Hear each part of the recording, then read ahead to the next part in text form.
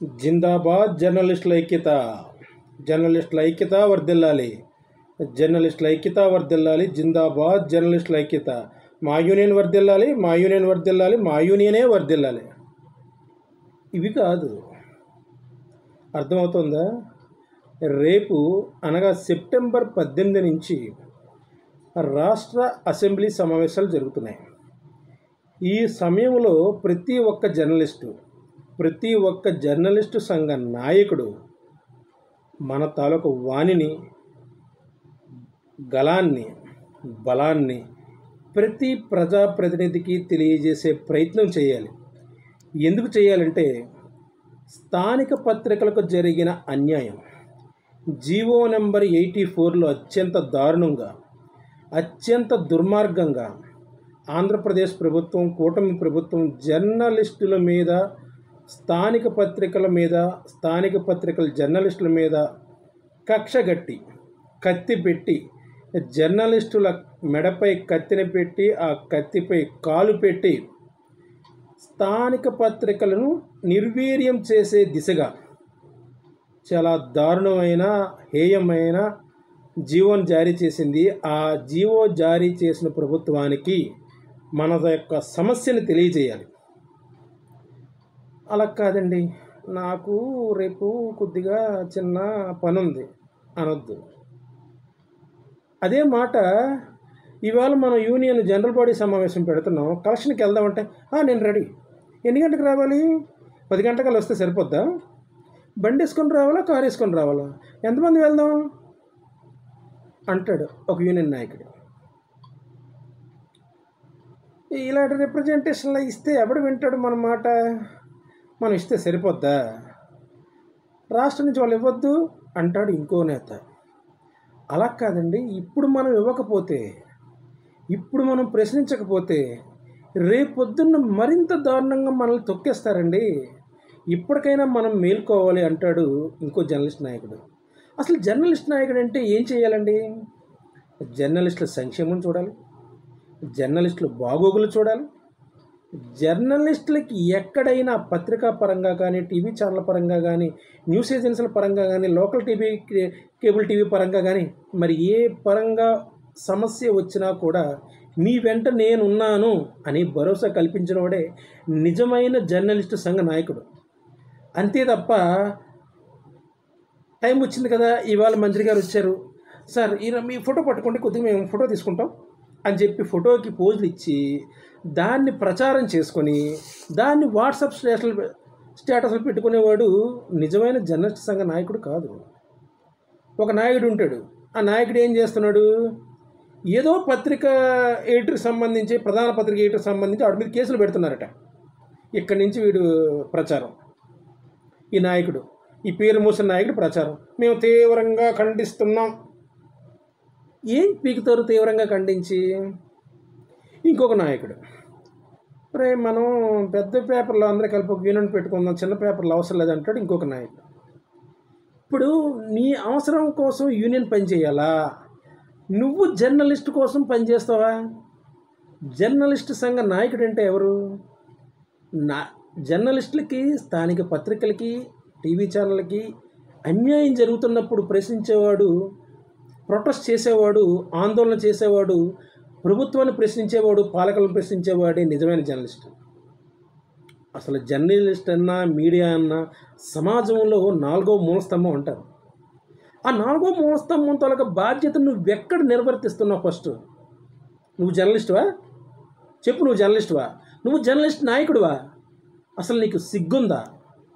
నువ్వు కడుపుకు తినేది అన్నమేనా? ఈ మాటలు నిజంగా ఎందుకు మాట్లాడాల్సి వస్తుందంటే, కొంతమంది జర్నలిస్ట్ నాయకులు చేసే పనులు అలా ఉన్నాయి. తప్పు కదండి. ఈరోజు మనలో యూనిటీ లేకనే, మనలో ఐక్యత లేకనే ప్రభుత్వాలు ఇంత దారుణంగా వ్యవహరిస్తున్నాయి. ఏమండి, మన కేంద్ర ప్రభుత్వానికి మనం ప్రచారం కల్పించట్లేదా? ఎందుకు ట్రైన్ పాసులు తీసేసింది? ఎవరు ప్రశ్నించారు? ఏ ఎంపీ దగ్గరికి వెళ్ళి ఒక్క జర్నలిస్ట్ సంఘ నాయకుడైనా రిప్రజెంటేషన్ ఇచ్చాడా? ఏ ఒక్క జర్నలిస్ట్కైనా యాక్సిడెంటల్ ఇన్సూరెన్స్ ఉందా? ఈరోజు అటాక్స్ కమిటీ అనే కమిటీని వేస్తే జర్నలిస్టు సంఘ నాయకుల మీద కానీ, జర్నలిస్టుల మీద కానీ, పత్రికా యజమానుల మీద కానీ, పత్రికల్లో పనిచేసే సంపాదకుల మీద కానీ కేసులు పెట్టడానికి ఏమైనా రాష్ట్ర ప్రభుత్వం ధైర్యం చేస్తుందా? కేంద్ర ప్రభుత్వం ధైర్యం చేస్తుందా? అంటే వాళ్ళకు అనుకూలంగా ఉన్న పత్రికల్లో పనిచేసే వాళ్ళకి, ప్రధాన పత్రికల్లో పనిచేసే వాళ్ళకి ఏమైనా జరిగితే, అన్యాయం జరిగితే జర్నలిస్టు సంఘ నాయకుడిగా మనం నోరు విప్పితే ప్రచారం వస్తుంది. అది కావాలా నీకు? ఏ స్థానిక పత్రిక కదా? ప్రధాన పత్రికలను చెప్పుకునే పత్రికలకి ప్రత్యేకంగా ఏమైనా ఆర్ఎన్ఐ ఉందా? పిఆర్జేఏ ఉందా? అదే పిఆర్జేఏ, అదే ఆర్ఎన్ఐ ప్రధాన పత్రికలకు ఇస్తుంది. ప్రధాన పత్రికలను ఎందుకని అంటున్నామంటే వాళ్ళకి పెట్టుబడులు ఉన్నాయి, పెట్టుబడిదారులు ఉన్నారు, వాళ్ళ పార్టీలు ఉన్నాయి, కులాలు ఉన్నాయి, కులాల్లో కులాభిమానం, కులగొజ్జి పట్టుకునే నేతలు, పారిశ్రామికవేత్తలు ఉన్నారు. వాళ్ళు అందులో పెట్టుబడులు పెడతారు. అవి పెద్ద పత్రికలు అవుతాయి. ఒకప్పుడు పెద్ద పత్రికలుగా చెప్పుకునే వాళ్ళందరూ కూడా ముందు స్థానిక పత్రికలే. ఈనాడు స్థానిక పత్రిక కాదా? ఈనాడు 4 పేజీలతో మొదలవ్వలేదా? చెప్పండి. మనకి ఈనాడే ప్రామాణికం. అలాంటి ఈనాడు పత్రికల్లో మన వార్తలు ఎందుకు రావు? ఈనాడు పత్రికను చూసి ప్రారంభమైన వార్తాపత్రికల్లో మన వార్తలు ఎందుకు రావు? ఆ తర్వాత వచ్చిన ఆంధ్రజ్యోతిలో వార్తలు ఎందుకు రావు? ఆ తర్వాత వచ్చిన సాక్షిలో వార్తలు ఎందుకు రావు? ఈ మధ్యకాలంలో వచ్చిన మిగిలిన పత్రికల్లో వార్తలు ఎందుకు రావు? సూర్యలో రావు, మనంలో రావు. ఎందుకు రావు? అది వామపక్ష పార్టీల పత్రికలు ఎందుకు వస్తాయి? స్థానిక పత్రికలు ఎందుకు వస్తాయి? ఈరోజు ప్రధాన పత్రికల్లో పనిచేసే సంపాదకులు కానీ, సహాయ సంపాదకులు కానీ, జర్నలిస్టులు కానీ వాళ్ళ మీద ప్రభుత్వాలు దాడులు చేసిన, ప్రభుత్వాలు కేసులు పెట్టిన పోరాడుతున్నది స్థానిక పత్రికలే. అది మీకు కనువిప్పు ఎందుకు కలగడం లేదు? ప్రతిదీ బొట్టు పెట్టి చెప్పాలా? ఒక జర్నలిస్టు పడే బాధ పత్రికగా తెలియాలి. ఇవాళ జర్నలిస్టుగా పెద్ద పత్రికలో పనిచేస్తున్నావు నువ్వు. నీ మీద ప్రభుత్వం కేసులు పెడితే నీ గురించి మాట్లాడింది ఎవరు? స్థానిక పత్రికలే, అదే జర్నలిస్ట్ సంఘాలే, అదే జర్నలిస్టులే. అదే స్థానిక పత్రిక అన్యాయం జరిగితే నువ్వు నీ పత్రికలో వార్త ఎందుకు రాయవు? నువ్వు చేస్తున్న నీతి ఏమిటి? అది జర్నలిజమా? కాదు కదా. ఒక్కసారి ఆలోచించాలి. పత్రికా యాజమాన్యాలు ఆలోచించాలి. ఇన్ని స్థానిక పత్రికలు రావడానికి మూల కారణం ఎవరు? మీరు ప్రధాన పత్రికలుగా చెప్పుకున్న మీరు, ప్రధాన టీవీ ఛానళ్ళగా చెప్పుకున్న మీరు, ప్రధాన లోకల్ కేబుల్ టీవీలుగా చెప్పుకున్న మీరు, నేషనల్ ఇంటర్నేషనల్ న్యూస్ ఏజెన్సీలుగా చెప్పుకున్న మీరు, మీ సంస్థలో పని చేయలేక, మీ సంస్థలో అడ్వర్టైజ్మెంట్ బాకీలు వసూలు చేయలేక, అడ్వర్టైజ్మెంట్ తెచ్చి మీ సంస్థలను పోషించలేక జర్నలిస్టులు బయటకు వచ్చి స్థానిక పత్రికలు ఏర్పాటు చేసుకుంటున్నారు. ఈరోజు అలాంటి స్థానిక పత్రికలు జర్నలిస్టులకు అన్యాయం జరిగితే ఒక్క జర్నలిస్టు సంఘ నాయకుడైనా ఎందుకు మాట్లాడటం లేదు? అది ఏమైనా జరిగిందనుకోండి, ప్రభుత్వం మా మొర ఆలకించి ఒక్క మెట్టు దిగి వస్తే వెంటనే మరుసటి రోజు పత్రికల్లో ప్రకటన, మా పత్రిక బలం వల్లే, మేము పోరాటం చేయడం వల్లే, మేము లైన్లోకి వెళ్ళడం వల్లే, మేము ఒత్తిడి తీసుకురావడం వల్లే ప్రభుత్వం దిగొచ్చింది, పోరాటం సాధించామని పత్రికల్లో వార్తలు వేయించుకుంటారు నిస్సిగ్గుగా, సిగ్గు లేకుండా. అలాంటి వ్యవహారాల్లో చాలా అత్యంత దారుణంగా, అత్యంత హేయంగా వ్యవహరించే జర్నలిస్టు సంఘ నాయకులు స్థానిక పత్రికలకు, వాళ్ళ అందులో పనిచేసే జర్నలిస్టులకు ఆ పత్రికలు తొక్కేయాలని చూస్తున్న ప్రభుత్వ జీవోల మీద ఎందుకు మాట్లాడటం లేదు? అదే యూనియన్కి సంవత్సరం అయిపోతుంది, జనరల్ బాడీ మీటింగ్ పెట్టాలి, సంవత్సరం అయిపోతుంది, రాష్ట్ర కార్యవర్గ సమావేశం పెట్టాలి, ప్రతి ఆదివారం మనం ప్రత్యేక సమావేశాలు పెట్టుకోవాలి, దానికి డబ్బులు కావాలి, నిధులు కావాలి, పదండి రోడ్డు మీదకి అంటే పులోమని ఎగేసుకొచ్చేస్తుంది ఈ జిల్లా కార్యవర్గం, పులోమని ఎగేసుకొచ్చేస్తుంది ఈ రాష్ట్ర కార్యవర్గం, పులోమని ఎగేసుకొచ్చేస్తుంది ఈ జాతీయ కార్యవర్గం. జాతీయ సంఘ నాయకులు ఉంటారట, రాష్ట్ర సంఘ నాయకులు ఉంటారట, అంతర్జాతీయ నాయకులు ఉంటారట. వీళ్ళ పేరుకు జాతీయ నాయకులు, పేరుకు రాష్ట్ర నాయకులు, పేరుకు జిల్లా నాయకులు. ఏం చేస్తున్నారు మీరంతా? జర్నలిస్టు కోసం పోరాడామని చెప్పిన నాయకుడు గుండెలు మీద చేసుకొని చెప్పండి, ముందుకు రండి. ఇదిగో నేను జర్నలిస్టు కోసం పోరాడాను, మా జర్నలిస్టు సంఘంలో, మా ట్రేడ్ యూనియన్లో ఇంతమంది జర్నలిస్టులు ఉన్నారు, ఇన్ని స్థానిక పత్రికలు ఉన్నాయి. ఈ పత్రికల కోసం స్థానిక జర్నలిస్టుల కోసం, స్థానిక పత్రికల కోసం ఇదిగో మేము ఎమ్మెల్యే దగ్గరికి వెళ్ళాం, ఎమ్మెల్యేని మాట్లాడాం, మంత్రితో మాట్లాడాం, ఎంపీతో మాట్లాడాం, జిల్లా కలెక్టర్తో మాట్లాడాం, ఆర్డీఓతో మాట్లాడాం, లోకల్గా తహసీల్దార్తో కూడా మాట్లాడాం. చెప్పండి ఒకడైనా సరే. మీకు ప్రధాన పత్రికల్లో పనిచేస్తున్న వాళ్ళందరూ అని అంటున్న మీకు, ప్రధాన జర్నలిస్టుల సంఘాలుగా చెప్పుకుంటున్న మీకు అన్ని మండలాల్లోనూ జర్నలిస్టులు ఉన్నారు, అన్ని డివిజన్ కేంద్రాల్లోనూ జర్నలిస్టులు ఉన్నారు, అన్ని రాష్ట్ర కేంద్రాల్లోనూ జర్నలిస్టులు ఉన్నారు.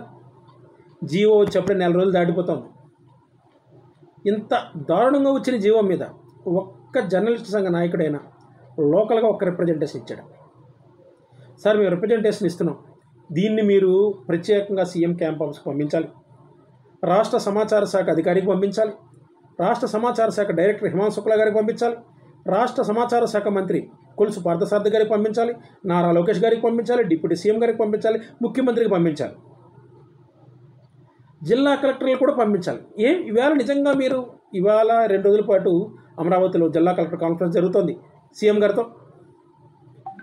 నిజంగా మీరు అన్ని జిల్లాల్లోని రిప్రజెంటేషన్లు ఇచ్చి ఉంటే ఖచ్చితంగా టీ బ్రేక్లోనైనా, స్నాక్స్ బ్రేక్లోనైనా ఏదో ఒక ఐఏఎస్ అధికారి, మంచి మనసున్న ఐఏఎస్ అధికారి ఖచ్చితంగా ఒక్కసారైనా సరే మన సమస్యను ప్రస్తావించడం. అలా ప్రస్తావిస్తే మరో ఐఏఎస్ ఆలోచించను, మరో ఐపీఎస్ ఆలోచించను, విషయం మంత్రుల దగ్గరికి వెళ్ళను. అడగండి, చెప్పండి, గుండెలు మీకు చేసుకొని చెప్పండి. ఎంతమంది జర్నలిస్టు సంఘ నాయకులు ప్రజాప్రతినిధులతో మాట్లాడారు? ఇప్పటికైనా మించిపోయింది లేదు, ఇప్పటికైనా తగ్గిపోయింది లేదు, ఇప్పటికైనా టైం అయిపోయింది లేదు. రేపు 18వ తారీఖు నుంచి ఆంధ్రప్రదేశ్ అసెంబ్లీ సమావేశాలు జరుగుతున్నాయి. ప్రతి ఎమ్మెల్యే కూడా సమావేశాలకు వెళ్తారు, ప్రతి ఎమ్మెల్సీ కూడా సమావేశాలకు వెళ్తారు, ప్రతి మంత్రి సమావేశాలకు వెళ్తారు. మీరు మీ నియోజకవర్గంలో ఒక్క రిప్రజెంటేషన్ ఇవ్వండి, ఏకకాలంలో ఇవ్వండి రిప్రజెంటేషన్లు. తహసీల్దార్కి ఇవ్వండి, ఆర్డీఓకి ఇవ్వండి, అవకాశం ఉంటే జేసీకి ఇవ్వండి, కలెక్టర్కి ఇవ్వండి, స్టేట్ హెడ్ క్వార్టర్లో ఉన్న వాళ్ళు సమాచార శాఖ కమిషనర్కి ఇవ్వండి, మంత్రికి ఇవ్వండి, ఎంపీకి ఇవ్వండి, ఎమ్మెల్సీకి ఇవ్వండి, ఎమ్మెల్యేకి ఇవ్వండి. ఏకకాలంలో 175 నియోజకవర్గాల్లో 175 రిప్రజెంటేషన్లు ఏకకాలంలో అందితే దాని ఇంపాక్ట్ ఎంత గట్టిగా ఉంటుందో ఒకసారి ఆలోచించండి. మనం అనుకుంటాం, మన పత్రికా భాషలో చెప్తాను, ఒక పేపర్కి వార్త ఇస్తే ఏం తెలుస్తుంది? ఒక కార్యక్రమం చేసాం, ఏదో ప్రెస్ మీట్ చేసాం, కమర్షియల్ ప్రెస్ మీట్. వాడు ఏమంటాడు, ఒక పేపర్ కాదు సార్, మాకు 2-3 పేపర్లు రావాలి సార్, ఎందుకంటే అందరికీ తెలియాలి సార్. కనీసం ఆ రకంగా నువ్వు ఆలోచించలేదు. జర్నలిస్ట్ సంఘ నాయకుడిగా, ఒక జర్నలిస్టుగా, స్థానిక పత్రిక జర్నలిస్టుగా, ప్రధాన పత్రిక జర్నలిస్టుగా నువ్వు ఆ సింగిల్ కాలంలో విషయంలో కూడా నువ్వు ఆలోచించలేదు. నేను ఈ పత్రికలో స్థానిక జర్నలిస్టుల కోసం సింగిల్ కాలం వార్త రాయలేవా? అన్యాయం జరిగిందని వార్త రాయలేవా? ఈరోజు ఏ మొహం పెట్టుకొని జర్నలిస్టుల సంఘ నాయకుల్ని, జర్నలిస్టుని దేహాన్ని అర్జించుకుంటున్నావు? ప్రభుత్వం నీ మీద కేసులు పెడుతుంటే ఎందుకు అర్జించుకుంటున్నావు? నీ మీద దాడులు చేస్తుంటే ఎందుకు అర్జిస్తున్నావు? అధికారంలో ఉన్నప్పుడు నీ కొమ్ములేమయ్యాయి? అధికారం అయిపోయిన తర్వాత నీ పరిస్థితి ఏంటి? ఇదే పరిస్థితి ఎవరికైనా వస్తుంది. ఇవాళ కూటమి ప్రభుత్వం అవ్వచ్చు, రేపొద్దున వైఎస్ఆర్సీపీ ప్రభుత్వం అవ్వచ్చు, రేపొద్దున ఇంకో కాంగ్రెస్ ప్రభుత్వం అవ్వచ్చు, ఇంకో మరీ అవకాశం ఉంటే జనసేన ప్రభుత్వం కూడా కావచ్చు, లేదంటే బీజేపీ ప్రభుత్వం కావచ్చు. ఏ ప్రభుత్వంలోనైనా 4వ మూల స్తంభాన్ని పక్కన పెట్టడానికే చూస్తారు. మనం సమిధులమా? మనం యూజ్ అండ్ త్రోగలమా? మనల్ని వాడుకొని వదిలేస్తారా? వాళ్ళ ప్రచారానికి మనం కావాలా?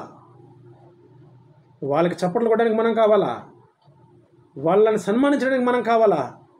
జర్నలిస్ట్కి అన్యాయం జరిగితే ఒక ప్రజాప్రతినిధి మాట్లాడ్డా, ఒక ఎమ్మెల్యే మాట్లాడ్డా, ఒక మంత్రి మాట్లాడ్డా, ఒక ఐఏఎస్ మాట్లాడ్డా, ఒక తహసీల్దార్ మాట్లాడ్డా, ఒక జేసీ మాట్లాడ్డా, ఒక డిప్యూటీ సీఎం మాట్లాడ్డా, నేరుగా సీఎం కూడా మాట్లాడరా?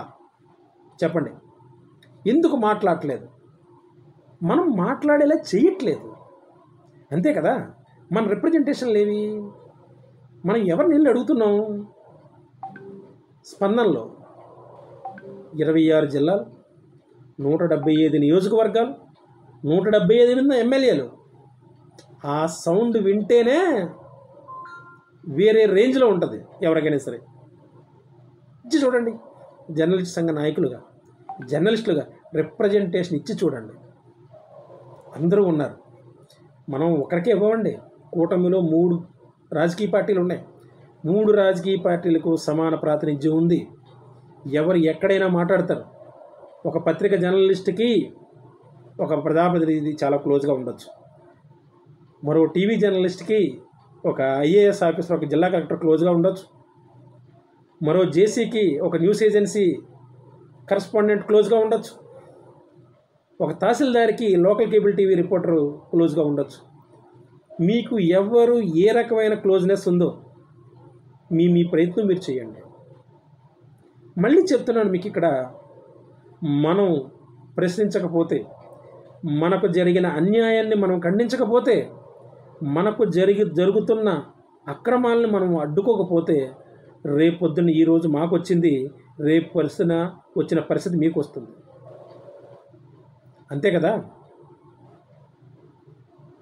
అది ఎందుకు ఆలోచించట్లేదు మీరు?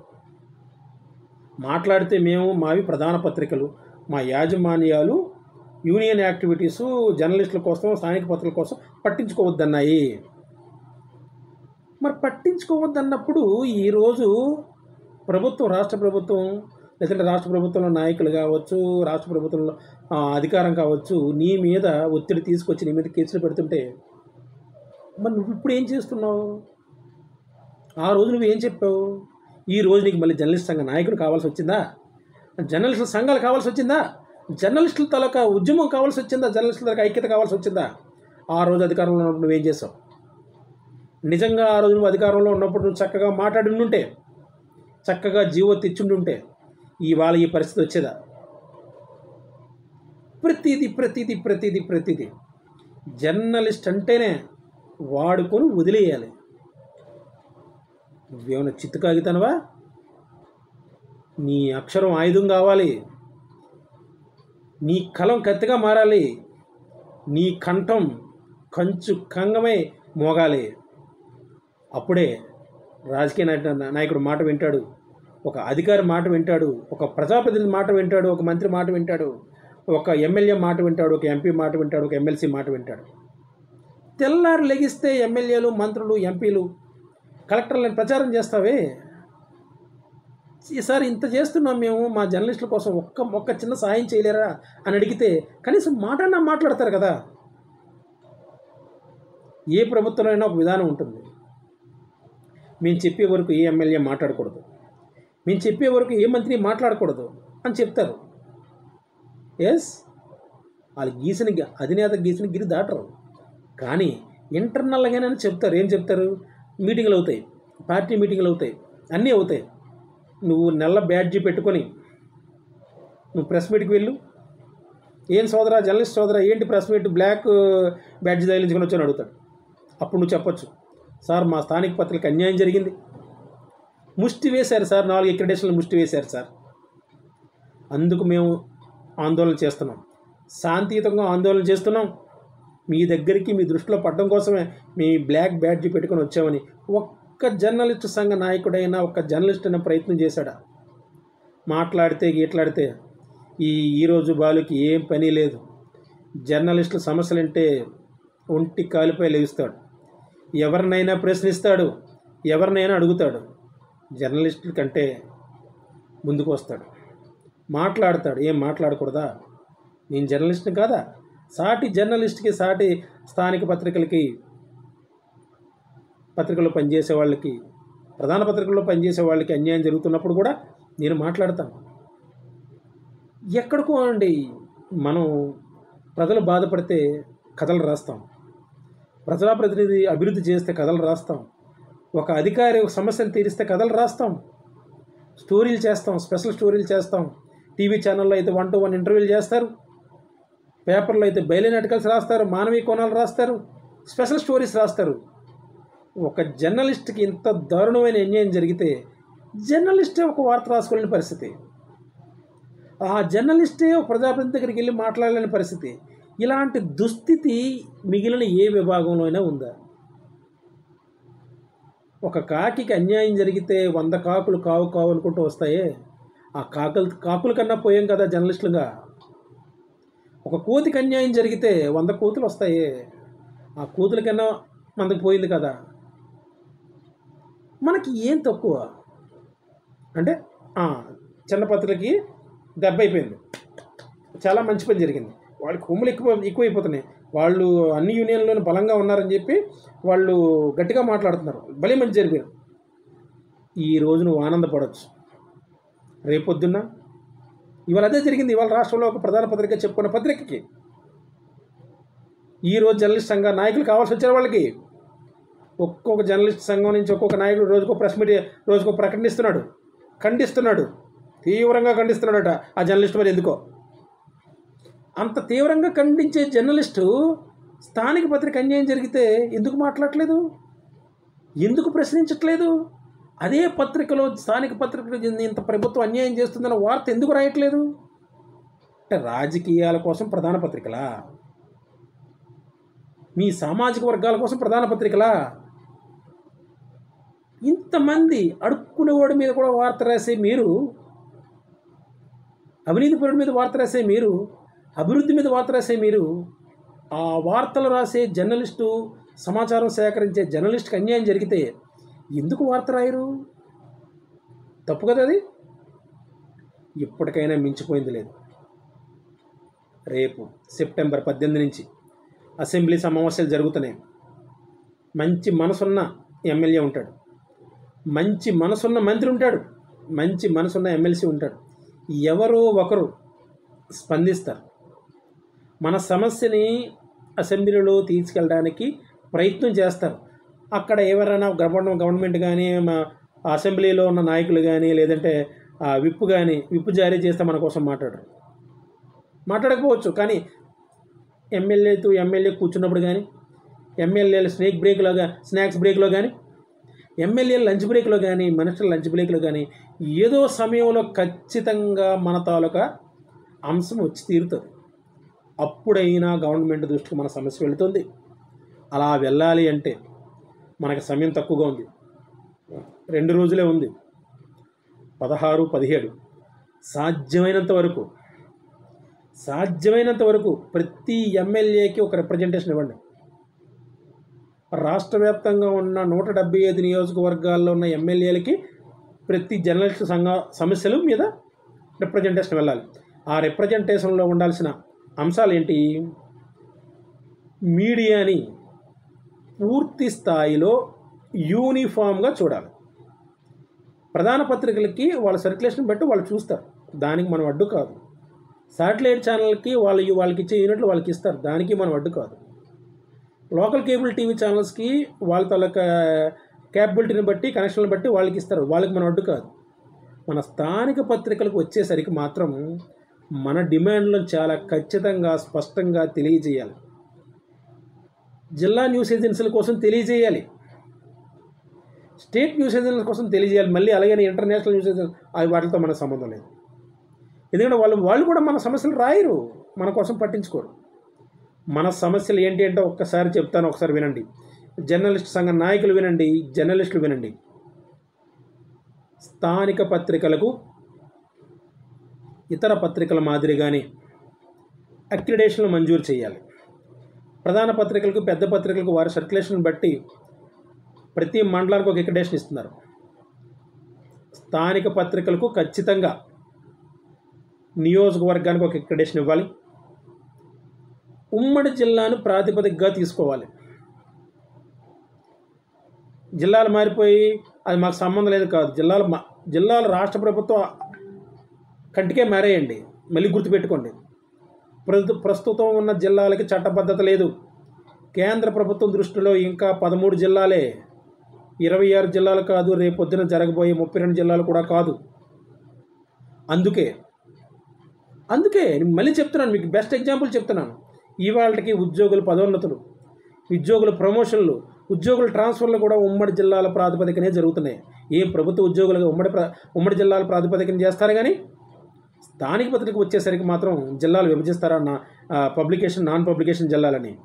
నాన్ పబ్లికేషన్ జిల్లాల్లో అంటే ఇప్పుడున్న ప్రధాన పత్రికగా చెప్పుకున్న వాళ్ళకి ఎంతమందికి కొత్త జిల్లాల్లో RNA లైసెన్స్లు ఉన్నాయి? ఇప్పుడు వాళ్ళ గురించి మాట్లాడరే? వాళ్ళకి నిబంధనలు ఉండవా? నిబంధనలన్నీ వచ్చేసరికి స్థానిక పత్రికలకేనా? తప్పండి అది. మరొకసారి చెప్తున్నాను, మన డిమాండ్లు చెప్తున్నాను, ఒక్కసారి నోట్ చేసుకోండి. ప్రధాన పత్రికలతో సమానంగా స్థానిక పత్రికలకు అక్రెడిటేషన్లు ఇవ్వాలి. అలా వీలు పాలైన ఎడల, వీలు కాగని ఎడల, అంటే మేము సర్క్యులేషన్ చూపించిన స్థానిక పత్రికలుగా మేము సర్క్యులేషన్ చూపించుకోలేని ఎడల, నామినల్ సర్క్యులేషన్ చూపించిన ఎడల నియోజకవర్గానికి ఒక అక్రెడిటేషన్ మంజూరు చేయాలి. జిల్లా కేంద్రాల్లో 5 అక్రెడిటేషన్లు మంజూరు చేయాలి. జిల్లా ప్రాతిపదికగానే తీసుకోవాలి. నాన్ పబ్లికేషన్ జిల్లాల్లో కనీసం 2 అక్రెడిటేషన్లు మంజూరు చేయాలి. ఎందుకంటే అక్కడ ఫోటోగ్రాఫర్ ఉండాలి, జర్నలిస్ట్ ఉండాలి. ఫోటోగ్రాఫర్, జర్నలిస్ట్ లేకపోతే లోకల్ పత్రికలకు వార్తలు రావు, పేపర్ నిండదు. డెస్క్ జర్నలిస్టులు కనీసం 3 అక్రెడిటేషన్లు మంజూరు చేయాలి. అలా మంజూరు చేయలేకపోతే వాళ్ళు ఇచ్చే అరాకొర అక్రెడిటేషన్లు, 2, 3 అక్రెడిటేషన్లు, కుక్కకు బిస్కెట్లు వేసినట్టు 4 అక్రెడిటేషన్లు ఎక్కడ సరిపోవండి. అదే సమయంలో ఎంపానల్మెంట్ బూచి చూపించి అడ్వర్టైజ్మెంట్లు ఆపకూడదు. మాకు దాటిపోయింది, 18 నెలలు దాటిపోయింది. అన్ని పత్రికలు మ్యాక్సిమం 18 నెలలు దాటిపోయింది. మీరు వచ్చి సర్వే చేయలేదు, అది మీ తప్పు. అది మీరు ఎంక్వైరీ చేయలేదు, మీ తప్పు. మాకు 18 నెలలు నిండిపోయింది, మీరు ఎంక్వైరీ చేసి మాకు గుర్తింపు ఇవ్వాలి, ఎంపానల్మెంట్ గుర్తింపు ఇవ్వాలి. ఖచ్చితంగా ఎంపానల్మెంట్ ఉన్నా లేకపోయినా సమాంతరంగా కనీసం ఎంపానల్మెంట్ లేకపోతే ఎంపానల్మెంట్ వాళ్ళకి 30,000 రూపాయలు యాడ్ ఇస్తే మాకు 15,000 రూపాయలు ఇవ్వాలి. ఖచ్చితంగా ఈ నిబంధన పాటించాలి. స్టేట్ హెడ్ క్వార్టర్లో, రాష్ట్ర రాజధానిలో కనీసం 3 అక్రెడిటేషన్లు మంజూరు చేయాలి. అంటే జిల్లాగా పెద్ద ప్రధాన పత్రికలు అందరూ ఉన్న వాళ్ళందరికీ కూడా వాళ్ళకి ఎన్ని కావాలంటే అన్ని ఇస్తున్నారు. మీకు ఆంధ్రప్రదేశ్ ప్రభుత్వాన్ని ఒకటే క్వశ్చన్ చేస్తున్నాను ఇక్కడ, మళ్ళీ మీకు చిన్న ఇంటరప్షన్. ప్రధాన పత్రికల కేంద్రాల హెడ్ క్వార్టర్ అన్నీ ఎక్కడ ఉన్నాయండి చెప్పండి? హైదరాబాదులో ఉన్నాయి. హైదరాబాదులో ఉన్న జర్నలిస్టులకి ఆంధ్రప్రదేశ్ నుంచి అక్రెడిటేషన్లు ఇస్తారా? అమరావతి రాజధాని కదా, దానికి అనుగుణంగా ఉన్న గుంటూరులో మీ ప్రధాన పత్రికల ఆఫీసులు ఉన్నాయా? విజయవాడలో ఉన్నాయా? ప్రింటింగ్ సెంటర్లు, ఎడిషన్ సెంటర్లు కాదండి, స్టేట్ హెడ్ క్వార్టర్ ఆఫీసులు ఎక్కడ ఉన్నాయి? టీవీ ఛానల్కి హైదరాబాద్లో ఉన్నాయి, స్టేట్ న్యూస్ ఏజెన్సీలకు హైదరాబాద్లో ఉన్నాయి. ప్రధాన పత్రికగా చెప్పుకుంటున్న మీకు హైదరాబాద్లోనే ఉన్నాయి. మీ జర్నలిజం కాలేజీలు అక్కడే నడుస్తున్నాయి, మీ సెంట్రల్ డెస్క్లు అక్కడే నడుస్తున్నాయి, మీ ఎడిటర్ హైదరాబాద్లోనే ఉంటున్నాడు, మీ అసిస్టెంట్ ఎడిటర్ హైదరాబాద్లో ఉంటున్నాడు, మీ చీఫ్ సబ్ ఎడిటర్ హైదరాబాద్లో ఉంటున్నాడు. కానీ మీకు ఇక్కడి నుంచి అక్రెడిటేషన్లు కావాలి. రాష్ట్ర ప్రభుత్వానికి కళ్ళు కనిపించట్లేదా? సమాచార శాఖ కళ్ళు కనిపించట్లేదా? అప్పుడు కనిపించవు. సామాజిక వర్గం అడ్డొస్తుంది, రాజకీయ పార్టీలు అడ్డొస్తాయి. స్థానిక పత్రికలు అంటే మాత్రం ఒంటి కాలు మీద లేవచ్చు, గట్టిగా మాట్లాడవచ్చు, వాళ్ళని బెదిరించవచ్చు, వాళ్ళకి ఏమి ఇవ్వమని చెప్పవచ్చు. అందుకు చెప్పేస్తారా?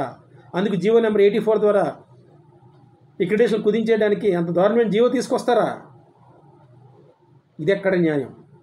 ఇది అన్యాయం, అక్రమం, దుర్మార్గం, హేయమైన చర్య. అదేవిధంగా న్యూస్ ఏజెన్సీ, జిల్లా న్యూస్ ఏజెన్సీకి మీరు పెట్టినట్టుగానే 3 ఏళ్ళు దాటితే ఖచ్చితంగా 6 లక్షలు 5 లక్షలు దాటిన ప్రతి న్యూస్ ఏజెన్సీకి కనీసం 5 అక్రెడిటేషన్లు మంజూరు చేయాలి. స్టేట్ ఎలిజిబిలిటీ వచ్చిన న్యూస్ ఏజెన్సీలకి 10 అక్రెడిటేషన్లు మంజూరు చేయాలి. లేదంటే జిల్లాకు ఒక అక్రెడిటేషన్ మంజూరు చేయాలి. న్యూస్ ఏజెన్సీలు నేషనల్ న్యూస్ ఏజెన్సీ ఫార్మాట్లో న్యూస్ ఏజెన్సీలు రన్ చేస్తే, అంటే వెబ్సైట్ ఉండాలి, మొబైల్ యాప్ ఉండాలి, ఆఫీసులు ఉండాలి, ఇంటర్నెట్ కనెక్షన్లు ఉండాలి. మొత్తం నేషనల్ న్యూస్ ఏజెన్సీ ఫార్మాట్లో రన్ చేసే న్యూస్ ఏజెన్సీలకి ఖచ్చితంగా అక్రెడిటేషన్ ఇచ్చి తీరాలి. తక్షణమే 18 నెలలు పూర్తి చేసుకున్న ప్రతి స్థానిక పత్రిక, దరఖాస్తు చేసుకున్న అన్ని స్థానిక పత్రికలకు ఎంపానల్మెంట్ ఎంక్వైరీ పూర్తి చేయాలి. ఎంపానల్మెంట్ ఎంక్వైరీ పూర్తి చేసి ప్రత్యేకంగా అడ్వర్టైజ్మెంట్ నిధి కేటాయించాలి. జర్నలిస్టులకి యాక్సిడెంటల్ ఇన్సూరెన్స్ కట్టాలి. జర్నలిస్టులకి మీద దాడులు జరగకుండా అటాక్స్ కమిటీలు వేయాలి. జర్నలిస్టులకి హెల్త్ కార్డు మంజూరు చేయాలి. జర్నలిస్టులకి ఇచ్చిన హెల్త్ కార్డు ఖచ్చితంగా అమలై తీరాలి, లైవ్లో ఉండాలి. అంతే తప్ప గవర్నమెంట్ డబ్బులు కట్టలేదని సరే మీ జర్నలిస్ట్ కార్డు పనిచేయదు, అలాంటి నిబంధనలు పనిచేయవు. మేము మీకోసం పనిచేస్తున్నాం, ప్రజల కోసం పనిచేస్తున్నాం. మా దగ్గర నిధులు లేవు గవర్నమెంట్ దగ్గర ఉన్నట్టుగా. మీరు అక్కడ గవర్నమెంట్ నడుపుతున్నారు, ఇక్కడ పత్రికల ద్వారా మేము ప్యారలల్ గవర్నమెంట్ నడుపుతున్నాం. సమాచార ప్రభుత్వాన్ని నడుపుతున్నాం. అన్ని జిల్లాల సమాచారాన్ని ప్రజలకు తెలియజేస్తున్నాం. ప్రభుత్వానికి ప్రజలకి మధ్య వారధులుగా ఉంటున్నాం. అలాంటి మాకు మీరు అన్యాయం చేయకూడదు, అక్రమం చేయకూడదు, మా విషయంలో అధర్మానికి పాల్పడకూడదు. చాలా తప్పు. నిజంగా ఈరోజు అధర్మానికి పాల్పడ్డారు కనుకనే దగ్గర 14 కేసులు పడ్డాయి. జీవో నెంబర్ 84 మీద, ఆంధ్రప్రదేశ్ రాష్ట్ర సమాచార శాఖ జారీ చేసిన జీవో మీద 14 కేసులు పడ్డాయి హైకోర్టులో.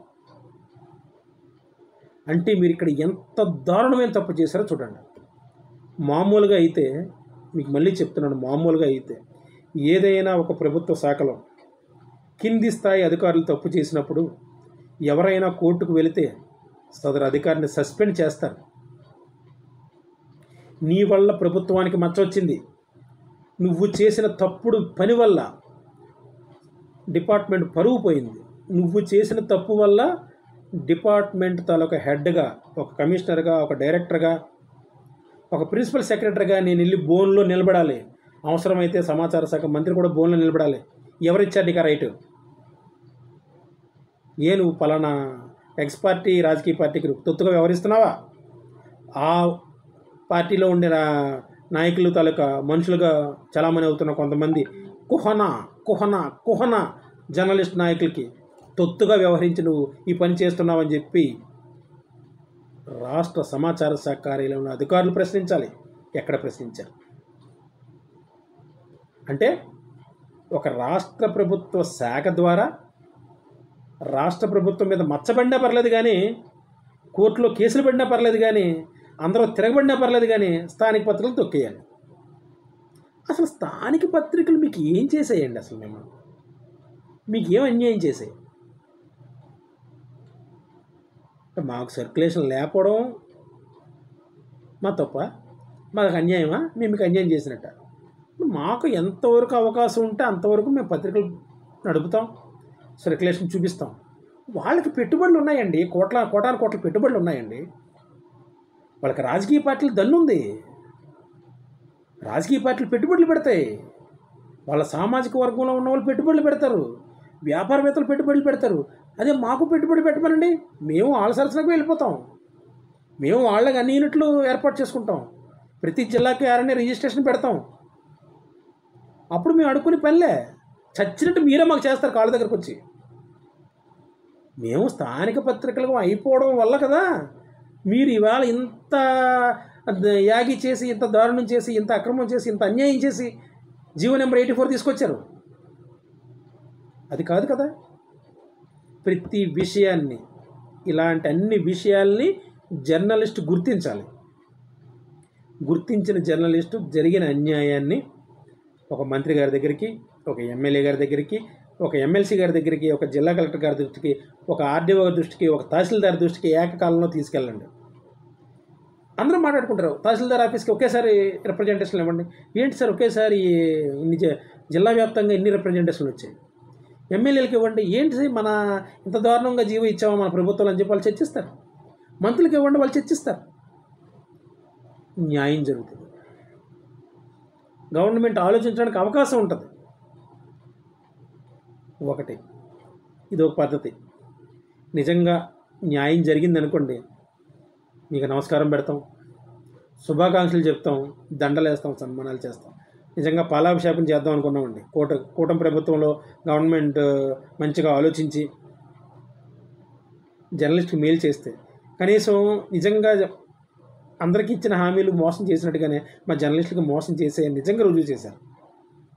అంతేకాకుండా గత ప్రభుత్వమే మంచి ప్రభుత్వమే చెప్పే విధంగా మీరే చేశారు. మీ రాష్ట్ర ప్రభుత్వంలో ఉన్న సమాచార శాఖలో ఉన్న అధికారులే చేశారు.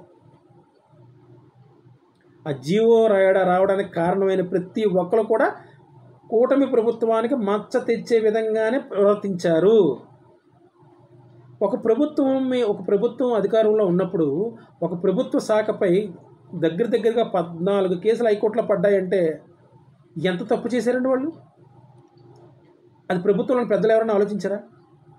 సబ్ కమిటీలో ఉన్న సభ్యులు ఎవరైనా ఆలోచించారా? ఐఏఎస్ అధికారి ఆలోచించాడా? కమిషనర్ ఆలోచించాడా? ప్రిన్సిపల్ సెక్రటరీ ఆలోచించాడా? లేదంటే మా డిపార్ట్మెంట్ ఆఫీసరు హిమాంశు శుక్లా గారు ఆలోచించారా? ఎవరు ఆలోచించారు? మేము వైజాగ్ వచ్చినప్పుడు అందరు మంత్రులను అడిగాం. లేదండి మా వరకు రాలేదండి, ఆ జర్నలిస్టులకు అన్యాయం జరిగిన విషయం మా వరకు రాలేదండి, ఖచ్చితంగా నేను మా ఐఎన్పిఆర్ మినిస్టర్తో మాట్లాడతామండి. ఎక్కడ మాట్లాడతారు? ఇన్ని రిప్రజెంటేషన్లు ఇచ్చాం, వైజాగ్ నుంచి రిప్రజెంటేషన్లు ఇచ్చాం. నేను స్వయంగా మాట్లాడాను మంత్రులతో, నేను స్వయంగా మా బాధను వెలగెక్కాను మంత్రుల దగ్గర. అడిగితే ఒకటే మాట అన్నారు, గత ప్రభుత్వంతో మా ప్రభుత్వాన్ని పోల్చకండి, అలా పోల్చకండి, మీకు అన్యాయం జరగదు, న్యాయం చేస్తామని. అక్కడికి ఆ మాటకే మేము అందరం వార్తలు రాస్తాం. ఒక్క మంత్రి కాదు కదా, ఒక్క ఎమ్మెల్యే కాదు కదా, ఒక్క ఎమ్మెల్సీ కాదు కదా, డిప్యూటీ సీఎం కాదు కదా, మా యువజన మంత్రి నారా లోకేష్ గారు కాదు కదా, మా డిప్యూటీ సీఎం పవన్ కళ్యాణ్ గారు కదా, ఎవ్వరూ స్పందించలేదు. ఇప్పుడైనా స్పందిస్తారని చిన్న ఆశ, అది కూడా మా జర్నలిస్ట్ సంఘ నాయకులు, నిజమైన జర్నలిస్ట్ సంఘ నాయకులు సుమా, కలెక్షన్లు చేసే జర్నలిస్ట్ సంఘ నాయకులు కాదండి. జర్నలిస్టులకు అన్యాయం జరిగిపోతుంటే దసరా సంబరాలు చేసుకున్న నాయకులు కాదండి. జర్నలిస్టులకు అన్యాయం జరుగుతున్నప్పుడు జిల్లా సమావేశాలు పెట్టి కలెక్షన్కి వెళ్ళే నాయకులు కాదండి. జర్నలిస్టులు అందరి పేరుతో కలెక్షన్ తీసుకొచ్చి ఒక్కడే తినేసి జర్నలిస్ట్ సంఘ నాయకుడు కాదండి. నిజమైన జర్నలిస్ట్ సంఘ నాయకుడు అండి, జర్నలిస్టుల కోసం పోరాడే నాయకుడు అండి. మాకు ఒక్కడు చాలు, ఒకే ఒక్క నిజమైన నికార్సైన జర్నలిస్ట్ సంఘ నాయకుడు ఒక్కడు చాలు. ఆ ఒక్కడు పిలిపిస్తాడు. ఒక్క స్టోరీ రాసినప్పుడు పక్క పేపర్ వాడు ఒక స్టోరీ రాస్తే వాడికన్నా బాగా రాయాలి, ఆ అధికారి దగ్గర మెప్పు పొందాలి, ఆ ప్రజాప్రతినిధి దగ్గర మెప్పు పొందాలని చెప్పి స్టోరీకి కింద మీద రుద్ది రాస్తావే. జర్నలిస్టులకు అన్యాయం జరిగినప్పుడు నువ్వు ఎందుకు రాయట్లేదు? నువ్వు జర్నలిస్టు కాదా? నీకు సమస్య వస్తే నీకు సమస్య రాలేదు కాబట్టి నీకు నొప్పి తెలియట్లే. అదే నీకు నొప్పి తెలిసిన రోజున లెక్క వేరేగా ఉంటుంది, రకరకాలుగా ఉంటుంది.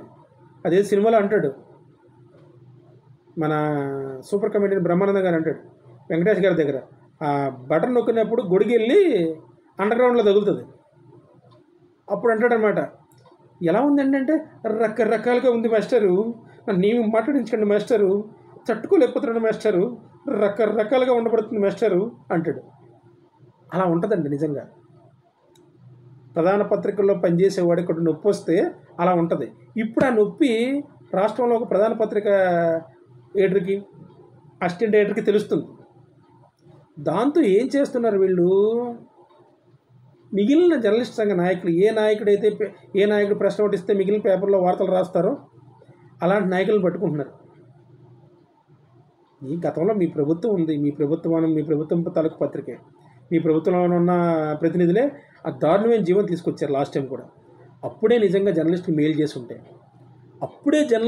నిజమైన మేలు చేసి ఉంటే, మీరు చక్కగా మేలు చేసి ఉంటే మీకన్నా మంచి మేలు చేసినేమో కూటమి ప్రభుత్వం, వైఎస్ఆర్సీపీ ప్రభుత్వం కంటే మంచి మేలు చేసినేమో కూటమి ప్రభుత్వం. ఎప్పుడు కూడా ఎలా అనుకుంటారంటే, ప్రభుత్వాలు ఎలా అనుకుంటాయంటే జర్నలిస్టుల విషయంలో, వాళ్ళు వైఎస్ఆర్సీపీ ప్రభుత్వంలో 6 ఎక్కడేషన్లు ఇచ్చారు అంటే ఇప్పుడు మనం దగ్గరగా సగం కుదించేసి 3 ఇవ్వచ్చా?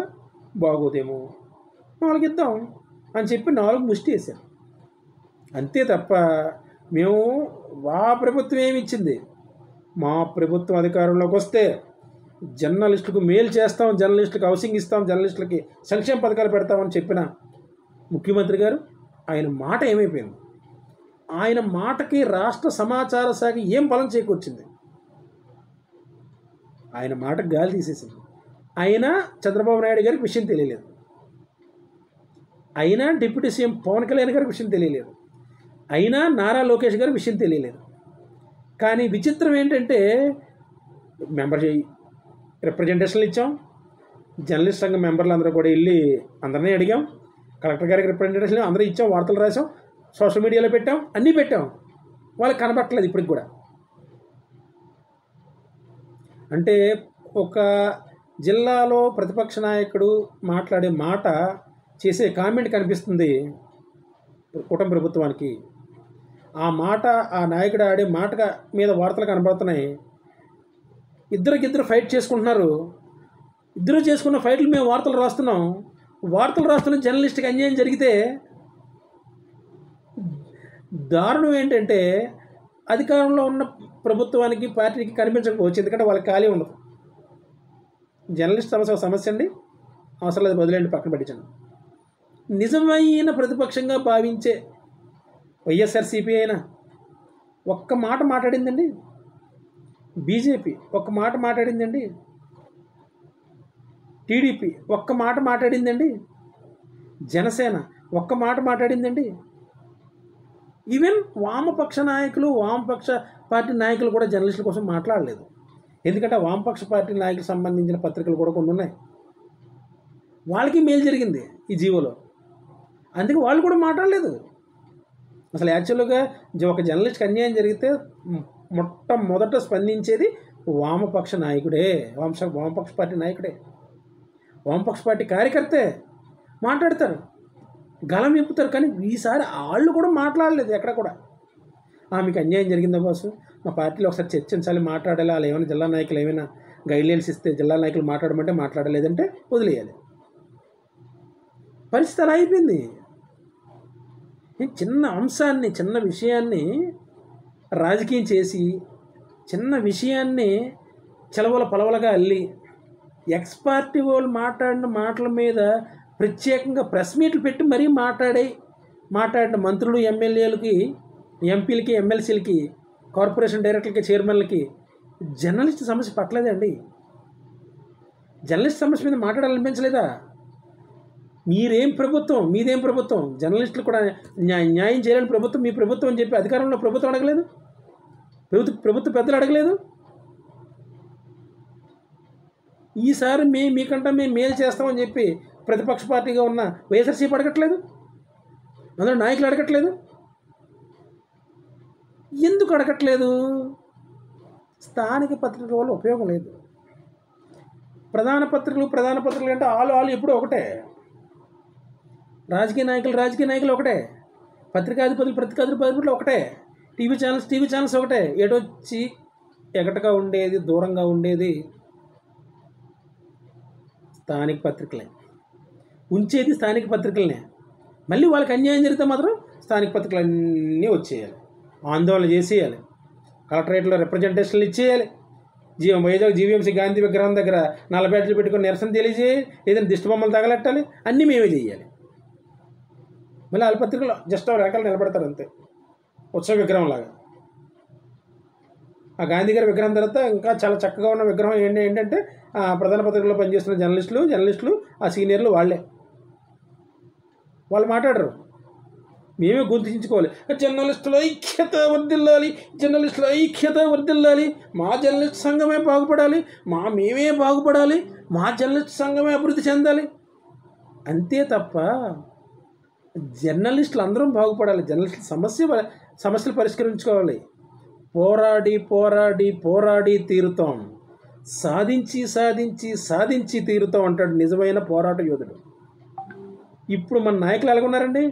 పోరాడతాం, మాకు ప్రచారం వచ్చే వరకు పోరాడతాం, మా కమిషన్లు వచ్చే వరకు పోరాడతాం, మా మీటింగులకి ఫండింగ్ వచ్చినంత వరకు పోరాడతాం, కలెక్షన్ చేస్తాం, అందరి పేర్లు పెట్టి కలెక్షన్ చేస్తాం, భోజనాలు పెడతాం, అందరి పేర్లు చెప్పి 2-3 భోజనాలు పెడతాం, కమిషన్లు ఇస్తాం, అందరి పేర్లు చెప్పి మేము కమిషన్లు తీసుకొని సగం కమిషన్లోకి మొత్తం అంతా మేము నొక్కేస్తాం. ఈ రకమైన జర్నలిస్టు సంఘాలు, జర్నలిస్టు నాయకులు ఉంటే మనం చులకన కాదే అండి? చెప్పండి ఒకసారి.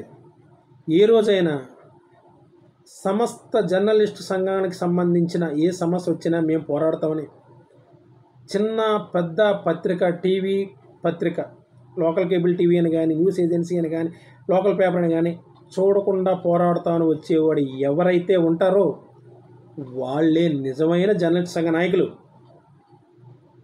ఏ ప్రభుత్వం అయితే జర్నలిస్టులు గుర్తిస్తుందో అదే నిజమైన మాట మీద నిలబడే ప్రభుత్వం. ఎప్పుడైతే జర్నలిస్టులకు అన్యాయం జరిగితే ఆ జర్నలిస్టుల కోసం మాట్లాడుతుందో, గట్టిగా గలం విప్పుతుందో, అదే నిజమైన పార్టీ, నిజమైన రాజకీయ పార్టీ. అంతవరకు అవన్నీ నిజమైన పార్టీలు కావు, అన్నీ రాజకీయాలు చేసేవే, అన్నీ వాళ్ళ స్వలాభం కోసం చేసుకున్నవే. ఇలాగే భావించాల్సి వస్తుంది. ఫోర్త్ ఎస్టేట్ ఏది ఎక్కడ? ఫోర్త్ ఎస్టేట్లో పిల్లలుగా ఉన్న జర్నలిస్ట్కి, లోకల్ పేపర్ జర్నలిస్టులకి ఇంత తీవ్రమైన అన్యాయం జరుగుతుంటే జర్నలిస్ట్ సంఘాలు మాట్లాడకపోతే, ఒత్తిడి తీసుకురాకపోతే మన సమస్య ఎప్పుడు పరిష్కారం అవుతుంది? కోర్టులో తీర్చాలా? కోర్టులో వేస్తే ఎన్ని సంవత్సరాలకి హీరింగ్ వస్తుందండి? ఎన్ని వాయిదాలకి హీరింగ్ వస్తుంది? అంతవరకు ఎంతమంది జర్నలిస్టులు నష్టపోతారు? ఎక్కడేషన్లు రాకుండా ఎంతమంది నష్టపోతారు? బస్ పాసులు రాకుండా ఎంతమంది నష్టపోతారు? హెల్త్ కార్డులు లేకుండా ఎంతమంది నష్టపోతారు? ఈ మధ్యలో గవర్నమెంట్కి మెదిలింది అనుకోండి, ఏ ప్రతిపక్ష పార్టీ ప్రెస్ మీట్ పెట్టి ఏ సీఎం మాజీ సీఎం జగన్ మాట్లాడి మీరు కనీసం ఇళ్ల స్థలాలు కూడా ఇవ్వలేదని అన్నారనుకోండి, వీళ్ళు పాలసీ ప్రెస్టేజ్కి పోయి ఇళ్ల స్థలాలు ఇస్తామని ప్రకటించి ఇళ్ల స్థలాలు ఇచ్చేసారనుకోండి, ఎవరు అనుకోండి వేరే విషయం, ఇచ్చేసారనుకోండి, జర్నలిస్ట్కి ఎక్రిడేషన్ లేని జర్నలిస్టులు తనకి పరిస్థితి ఏంటి? ఎన్ని ప్రయోజనాలు పోతాయి ఆలోచించారా?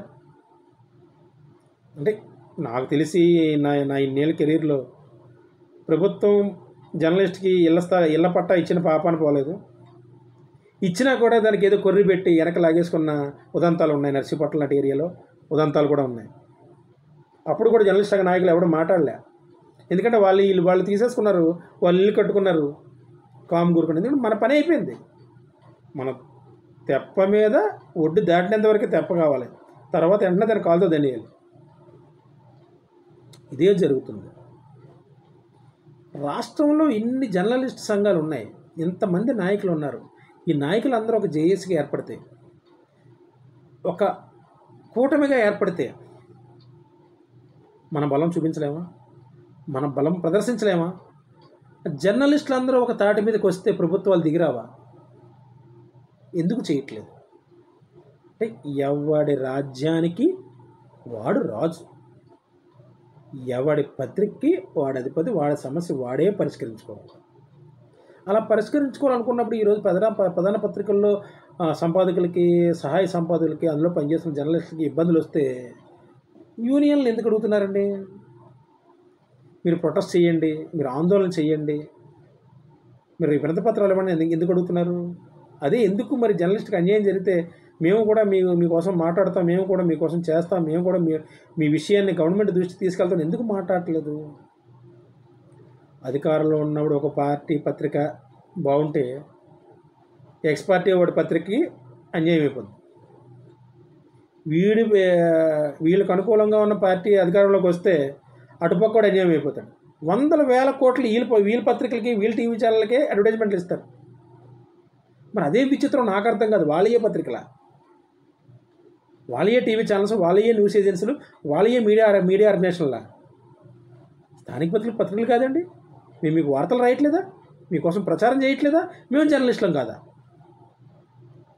ప్రధాన పత్రికలంతా సర్క్యులేషన్, ప్రధాన పత్రికలంతా జిఎస్టీలు, ప్రధాన పత్రికలంతా వ్యవహారం ఆఫీస్ సెటప్లు మా దగ్గర లేకపోవచ్చు, కానీ కొద్దో గొప్ప మాకు కూడా మేము ఒక పత్రిక రన్ చేస్తున్నామంటే కనీసం 2 సిస్టమ్స్ ఉండాలి, ఒక ఇంటర్నెట్ కనెక్షన్ ఉండాలి, ఒక స్కానర్ ఉండాలి, ఒక ప్రింటర్ ఉండాలి.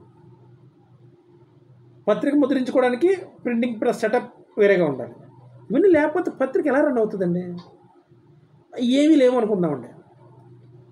కనీసం ఏమీ లేని పత్రిక అధిపతి కూడా పత్రికను డిజైన్ చేయించుకోవడానికి నెలకి ఒక చక్కగా న్యూస్ ఫార్మాట్లో డిజైన్ చేయించాలంటే అడికి 30,000 ఇవ్వాలి నెలకి. అలా కాదు, మా పేపర్లో పెట్టిన వార్త పెట్టినట్టుగా వచ్చేస్తుంది. శ్రీ శ్రీ శ్రీ శ్రీ ఎమ్మెల్యే గారు చేతుల మీదుగా ఇచ్చారు బహుమతి. చేతుల మీదుగా 10 కాళ్ళ మీదకి ఎత్తాడా? నోటితోనే మాట్లాడారు. నోటితో మాట్లాడితే దేంతో మాట్లాడతాడు? కాళ్ళ మీదే నిలబడ్డారు ఎమ్మెల్యే గారు.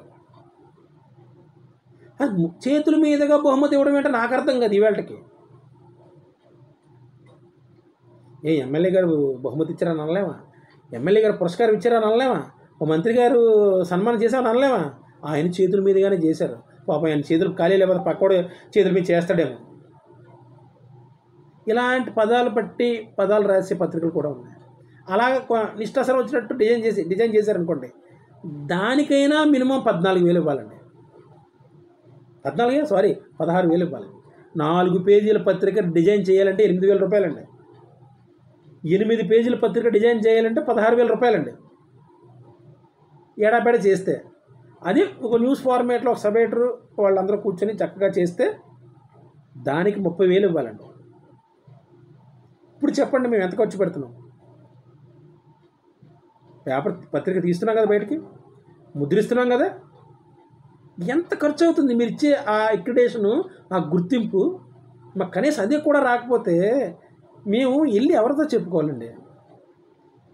వరుసగా జర్నలిస్టుల కోసం, జర్నలిస్టుల సమస్యల కోసం వీడియోలు చేయడానికి ఒకటే రీజన్ అండి. కూటమి ప్రభుత్వం పెద్ద ఎవరండి? ముఖ్యమంత్రి నారా చంద్రబాబు నాయుడు గారు. ఆయనకున్న విజన్ నిజంగా దూరదృష్టి, మామూలు దూరదృష్టి కాదు. ఆయన ఒక మాట చెప్తే శాసనం. ఆయన మాటను వక్రీకరించిన సమాచార శాఖ మీద కూడా ఇవాళ వరకు కూడా మరి ఒక్క మాట కూడా మాట్లాడలేదంటే ఆయన మంచితనం అనుకోవాలి. మరి జర్నలిస్టులకి ఇంత అన్యాయం జరిగింది. ఇలాగా మేము గత ప్రభుత్వం కంటే ఈ ప్రభుత్వం మెరుగైన ఇది ఇస్తాము, మెరుగైన పాలసీ తీసుకొస్తామని చెప్పి ఇంత దారుణమైన పాలసీ తీసుకొస్తే ఒక మంత్రి మాట్లాడలేదు, ఒక ఎమ్మెల్యే మాట్లాడలేదు, ఒక ఎంపీ మాట్లాడలేదు, ఒక ఎమ్మెల్సీ మాట్లాడలేదు, ఒక కార్పొరేషన్ డైరెక్టర్ మాట్లాడలేదు, ఒక రాష్ట్ర పార్టీ అధ్యక్షుడు మాట్లాడలేదు, ఉపాధ్యక్షుడు మాట్లాడలేదు. వాళ్ళు మాట్లాడరు. ఎందుకంటే వాళ్ళకి ఒక లక్ష్మణ రేఖ ఉంటుంది. అంటే మేము తీసుకొచ్చిన జీవో మీద మళ్ళీ మేమే మాట్లాడితే తప్పు చేసినట్టు ఒప్పుకున్నట్టు అవుతుందని చెప్పి వాళ్ళు మాట్లాడరు. కనీసం జర్నలిస్టులుగా, జర్నలిస్టు సంఘ నాయకుడిగా మన గళం విలిపించాలి, మన ఐక్యత చూపించాలి, మన సమస్యను తెలియజేయాలి. జర్నలిస్టులందరిది ఒకటే నినాదం, సాధించి సాధించి సాధించి తీరుతాం, పోరాడి పోరాడి పోరాడి తీరుతాం. జర్నలిస్టుల ఐక్యత వర్ధిల్లాలి. అలాగని మీ సంఘాలు కాదండి, జర్నలిస్టుల సంఘాలు, వర్కింగ్ జర్నలిస్టుల సంఘాల ఐక్యత వర్ధిల్లాలి. స్థానిక పత్రికల ఐక్యత వర్ధిల్లాలి. ప్రతి జర్నలిస్ట్కి మేలు జరగాలి. మా ఒక్కరి కోసమే కాదు, ప్రతి జర్నలిస్ట్కి మేలు జరగాలి. Fourth estate of the society గౌరవం పెరగాలి. పత్రికలకు ప్రకటనలు ఇవ్వాలి, రైల్వే పాసులు ఇవ్వాలి, అక్రిడేషన్ల సంఖ్య పెంచాలి, నియోజకవర్గానికి ఒక చెప్పిన అక్రిడేషన్ ఇవ్వాలి.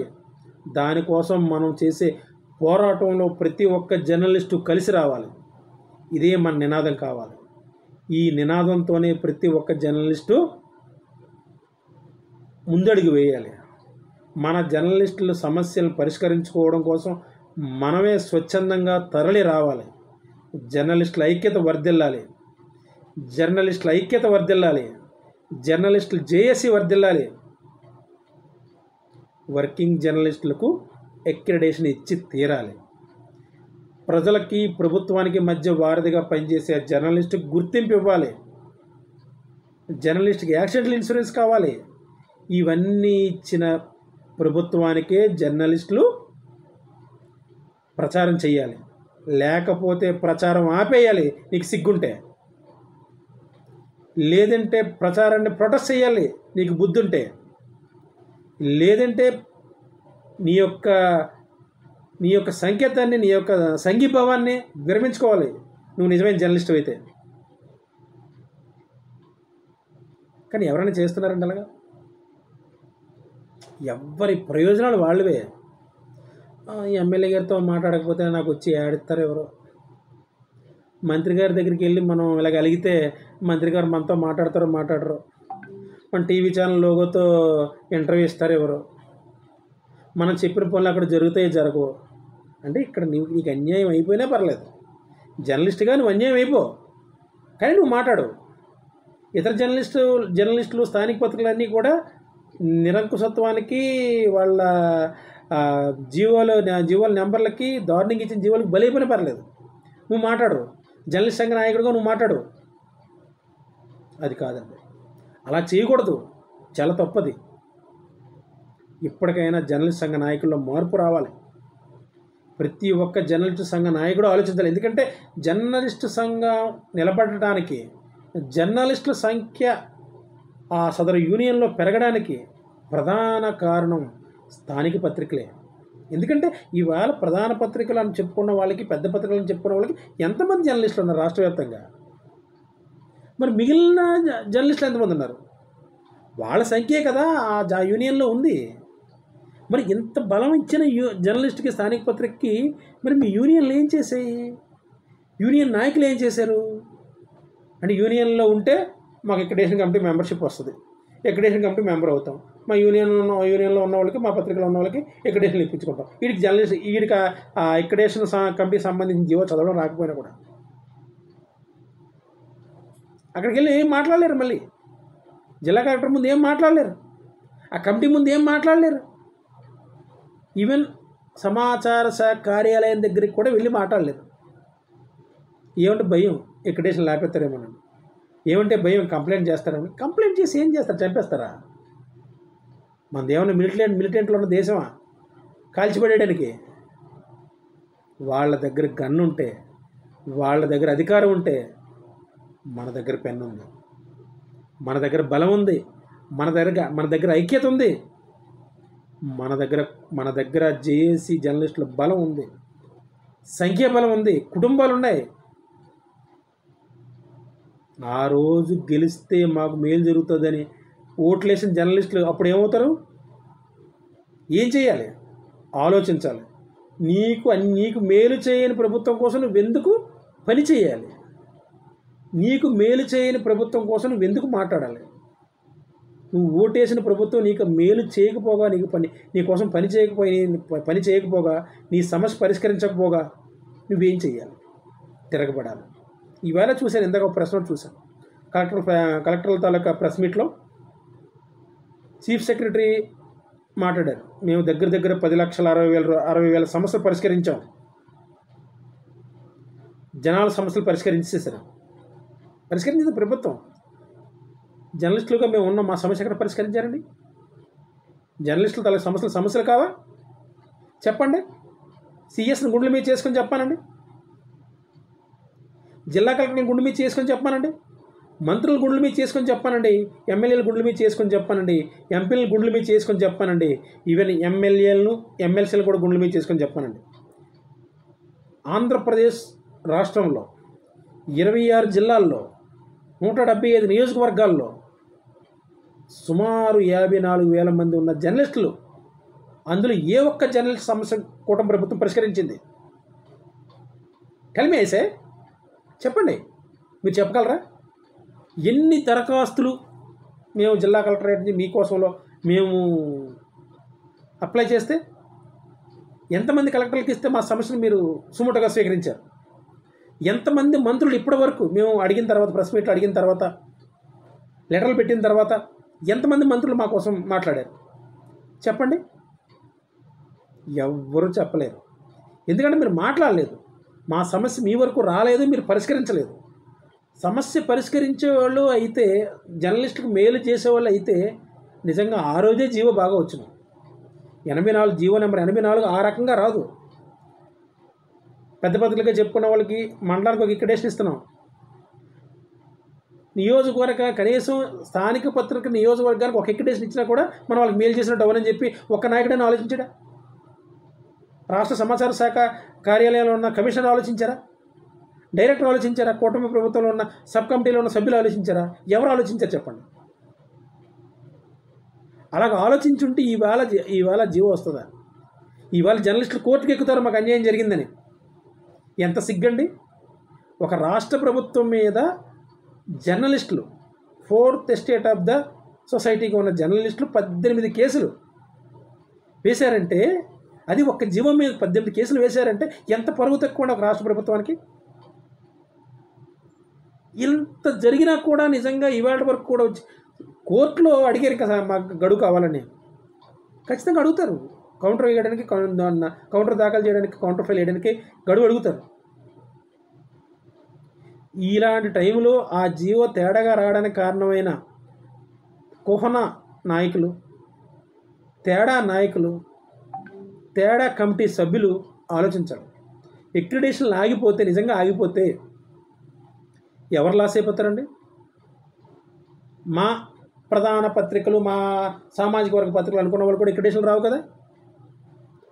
ఆ చిన్న సాంకేతిక లాజిక్ మీరు ఎందుకు ఆలోచించలేదు? ఆ సాంకేతిక కారణాన్ని మీరు ఎందుకు ఆలోచించలేదు?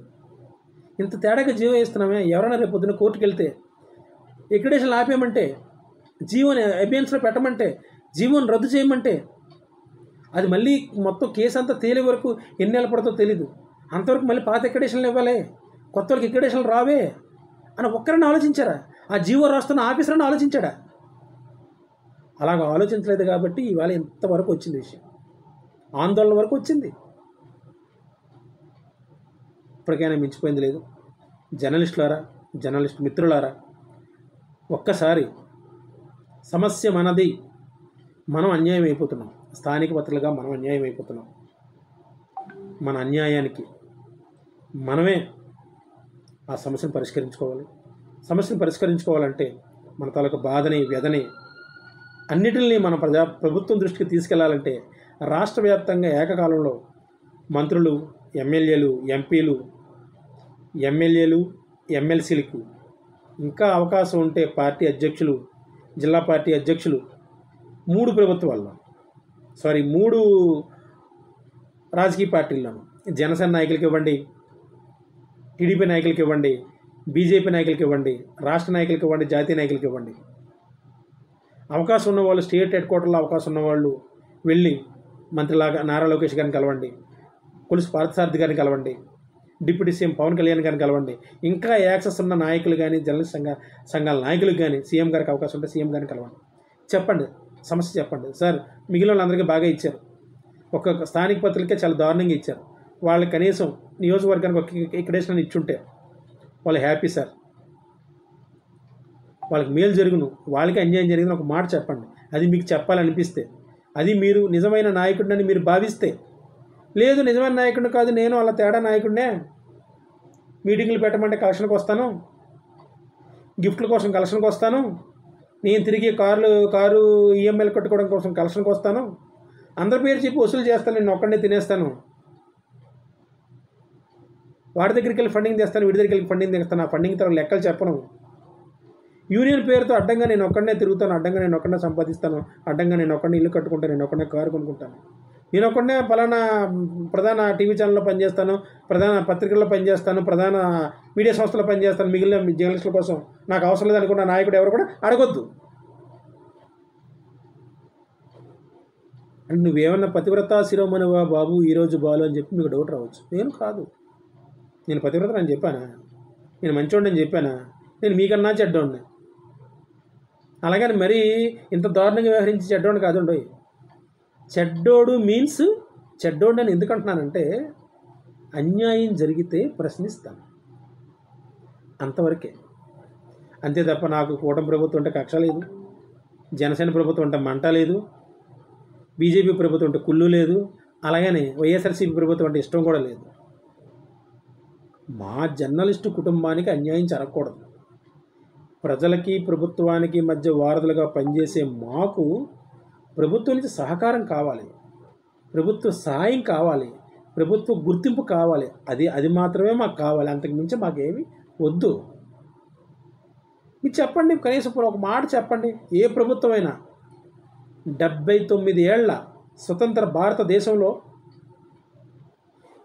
రాష్ట్రం, ఆంధ్రప్రదేశ్ రాష్ట్రం ఏర్పాటైన తర్వాత వచ్చిన ఎంతమంది ముఖ్యమంత్రుల్లో ఒక్క ముఖ్యమంత్రిని చూపించండి, ఇప్పుడున్న చంద్రబాబు నాయుడు గారితో సహా, జర్నలిస్టులకి ఒక్క సంక్షేమ పథకాన్నైనా పెట్టారేమో అడగండి. జర్నలిస్టులు ప్రత్యేకంగా ఆటో డ్రైవర్లకి ఏదో పథకం, రజకులకి ఏదో పథకం, యాదవులకి ఏదో పథకం, చేనేత కార్మికులకి ఏదో పథకం, క్షరకులకి ఏదో పథకం. జర్నలిస్టులు ఏం తప్పు చేశారు? జర్నలిస్టుల పథకాలు వద్దా? అంటే జర్నలిస్టుగా చేయడమే తప్పేమో, జర్నలిస్టుగా పనిచేయడమే నేరమేమో, జర్నలిస్టులుగా స్థానిక పత్రికలు నడపడమే దేశద్రోహమేమో. అందుకే కావాలి మాకు ఏ రాష్ట్ర ప్రభుత్వం వాళ్ళు కనీసం ఒక సంక్షేమ పథకం కూడా పెట్టలేదు. ఈవెన్ రిటైర్ అయిపోయిన తర్వాత కనీసం మాకు 1000 రూపాయలు పెన్షన్ కూడా ఇవ్వలేదు. పెన్షన్ పథకం కూడా ప్రవేశపెట్టలేదు. ఇల్లు కట్టుకోవడానికి ఒక 3 సెంట్ల స్థలం ఇవ్వలేదు. ఇస్తాం అని చెప్పి లాస్ట్ మినిట్ వరకు ఉయ్యాలు ఊగించి, ఎలక్షన్ కోడ్ వచ్చినంత ఉయ్యాలు ఊగించి, ఎలక్షన్ కోడ్ రావడానికి ముందు కలెక్టర్కి ఆర్డర్లు వేసారు. ఎక్కడ వద్దండి అది వైఎస్ఆర్సీపీ ప్రభుత్వంలో. ఇస్తామనుకున్న వాళ్ళు అధికారంలోకి రాగానే బాంచత్ జర్నలిస్టులు మన కోసం పనిచేశారు, మన కోసం ప్రచారం చేశారు. జర్నలిస్టులకి మనం మెయిల్ చేస్తే అందులో మన పార్టీ పత్రిక ఉంది, మన పార్టీ టీవీ ఛానల్ ఉంది, మన కులపోడు ఉన్నాడు, మన మతపోడు ఉన్నాడు, మన పోగోడు ఉన్నాడు, ఆడికి మేలు జరుగుతుంది అందరితో పాటు అని ఒక్క ప్రభుత్వం ఎందుకు ఆలోచించలేదు? అలాగ ఆలోచించకపోతే జర్నలిస్టులు ఏమైపోతారండి? మీరు ఇంకోలా అనుకోవచ్చు, జర్నలిస్ట్ అనేవాడు పనిచేయడం మానేస్తే మీ పరిస్థితి ఏంటి చెప్పండి? కేంద్ర రాష్ట్ర ప్రభుత్వాల పరిస్థితి ఏంటి చెప్పండి? ఎంతమంది మీరు సోషల్ మీడియాలో రైటర్లు పెట్టుకొని ఎంతమంది చేత మీరు ప్రచారం చేయించుకుంటారు చెప్పండి? పోనీ ఒక పత్రిక లేకపోతే మీ పరిస్థితి ఏంటి? ఒక టీవీ ఛానల్ లేకపోతే మీ పరిస్థితి ఏంటి? ఒక న్యూస్ ఏజెన్సీ లేకపోతే మీ పరిస్థితి ఏంటి? ఒక కేబుల్ టీవీ లేకపోతే మీ పరిస్థితి ఏంటి? ఒక న్యూస్ వెబ్సైట్ లేకపోతే మీ పరిస్థితి ఏంటి? ఎందులోనైనా వార్తలు రాసేది జర్నలిస్టు మాత్రమే. కవులు కళాకారులు వార్తలు రాయలేరు. కవి కొటేషన్లు రాస్తాడు, కళాకారుడు నటిస్తాడు, జర్నలిస్టుడు మాత్రమే న్యూస్ రాస్తాడు. అందుకే మరొకసారి చెప్తున్నాను, జర్నలిస్ట్ కామ్రేడ్స్, మనం పోరాడాలి, మన హక్కుల కోసం పోరాడాలి, మన సమస్యల సాధన కోసం పోరాడాలి, కలిసి రావాలి, జర్నలిస్టుల ఐక్యత వర్ధిల్లాలి. ధన్యవాదాలతో మీ ఈరోజు బాలు, విశాఖపట్నం నుంచి.